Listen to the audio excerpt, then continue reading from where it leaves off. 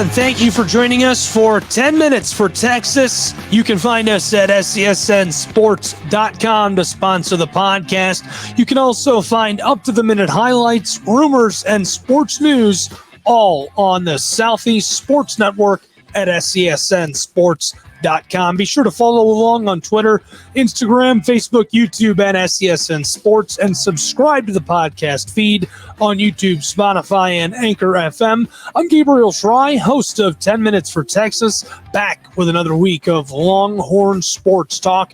You can find us on Spotify, Anchor.fm, SESNsports.com, 105.3 Power Radio, and 96.9 Fresh Air Radio. You can also watch the podcast on YouTube and SESNsports.com. Let's get started. Top 25 teams looking to finish on a high note when the 21st-ranked Texas Longhorns battle the 12th-ranked Washington Huskies on Thursday night, tomorrow night, in the 2022 Alamo Bowl. The Longhorns, who are 8-4, finished third in the Big 12 at 6-3. The Huskies, who are 10-2, tied for second in the Pac-12 with Utah and Oregon. They've won 6 in a row. Washington making its 41st bowl game appearance and first since 2019. Texas playing in its 58th bowl game. The Longhorns are returning to this bowl game after they defeated Colorado 55-23 in last year's Alamo Bowl. Kickoff from the Alamo Dome in San Antonio is set for 9 p.m. Eastern Standard Time tomorrow. Texas leads the all-time series between these two football programs 3-1. The Longhorns are 3-point favorites in the latest odds from Caesars Sportsbook. The over-under for total points scored is set at 67.5. Redshirt freshman quarterback Quinn Ewers has guided the Longhorns to 6 wins in his first 9 career starts. That's pretty good. The 6 victories are tied for the third most by a freshman in program histories. The transfer from Ohio State finished the regular season completing 141 of 249 passing attempts. That's good for 56.5%. 1,800 yards, 14 touchdowns with just 6 picks. That's good for a 131.4 QBR.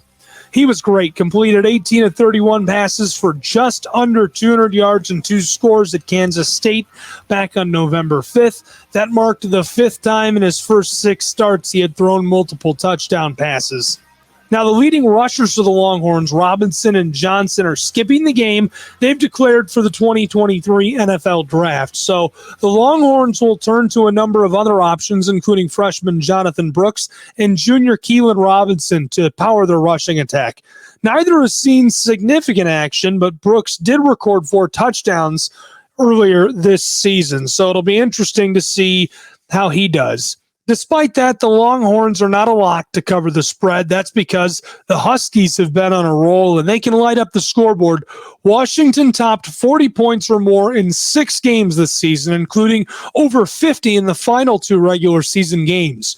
Junior quarterback Michael Penix Jr. runs this offense. He's completed 330 of 500 passes. That's a very high percentage, by the way, 66% for 4,300 yards, 29 touchdowns, and 7 interceptions with a 155.5 quarterback rating. He's also rushed for 4 touchdowns on the ground. Again, kickoff from the Alamo Dome in San Antonio is set for 9 p.m. Eastern Standard Time. You can watch the game on ESPN and stream it live online at ESPN.com.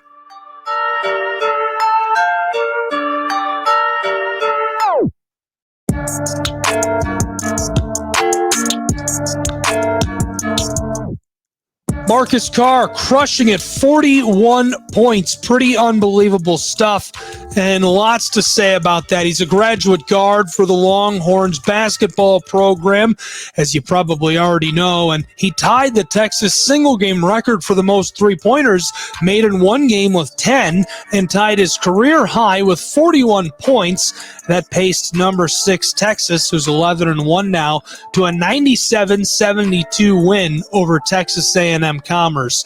They dropped to 4-10 overall on the season. That was on Tuesday at the Moody Center, and Carr converted 10 of 15 from beyond the arc en route to that unbelievable tying of the three-pointer record that was set by Al Coleman against Kansas State way back in January of 1997. Carr became the first Texas player to record at least 40 points in a game since Reggie Freeman scored 43 in a home win. That was against Fresno State on December 14th of 1996. His 41 points tied his collegiate career high in scoring, as he also tallied 41 while playing for Minnesota in a game at Nebraska back in February of last year. On Tuesday evening, Carr registered those 41 points, and he hit 13 of 19 field goals and 5 of 6 free throws to go along with 4 assists against 1 turnover, 2 steals, and 1 rebound in 30 minutes played. In 18 first-half minutes, Carr posted 33 points. He hit 11 of 15 field goals, including 8 of 11 three-pointers and 3 of 4 free throws. He tied the school record for most points scored in a half. Jim Krevix had 33 in the second half against Northern Montana in November of 1978, and he set the school record for most points scored in a first half, topping the 29 by B.J. Tyler in the first half at Baylor on January 19th of 1994. Carr also set the school record for most three-pointers made in a half with 8, bettering the old mark of 6, which was done 7 times previously. Head coach Rodney Terry improved to 4-0 as acting head coach of the Longhorns. UT played before a sellout crowd of 10,763 at the Moody Center for the 8th straight game this season. Texas will be back on the court on Saturday, that's December 31st, when it travels to face Oklahoma in the Big 12 Conference opener for both teams. Tip is set for 1 p.m. Central at the Noble Center, and the game will be streamed by Big 12 Now and ESPN+.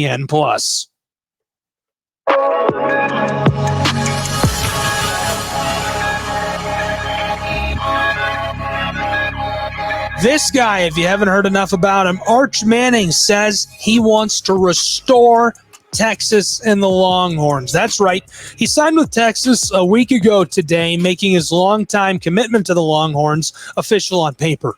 The nephew of two Super Bowl champions, Arch is the biggest name and the number 1 overall recruit in the class of 2023.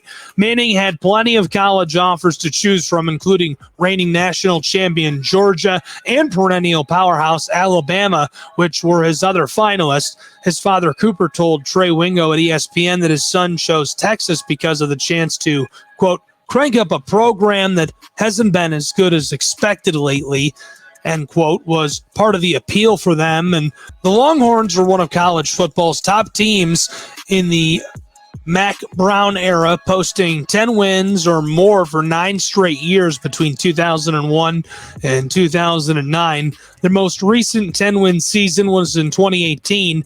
2023 will be their 3rd year with Steve Sarkisian as the head coach.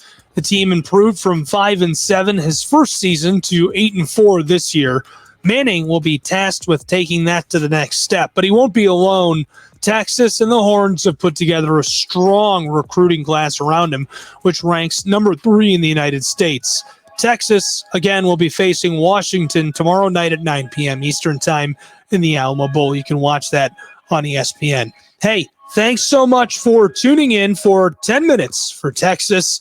Please reach out to our contact page at SESNsports.com to sponsor the podcast. You can also find up-to-the-minute highlights, sports rumors, and news, all from the Southeast Sports Network. You can find us on Twitter, Instagram, Facebook, and YouTube at SESN Sports. Be sure to subscribe wherever you may be tuned in. All audio and SESN visuals are copyright and property of the Southeast Sports Network. The podcast will be available archived across all platforms. I'm Gabriel Schrei, host of the Southeast Sports Network podcast, 10 Minutes for Texas. Thank you for tuning in, and we'll catch you next time with more college athletics.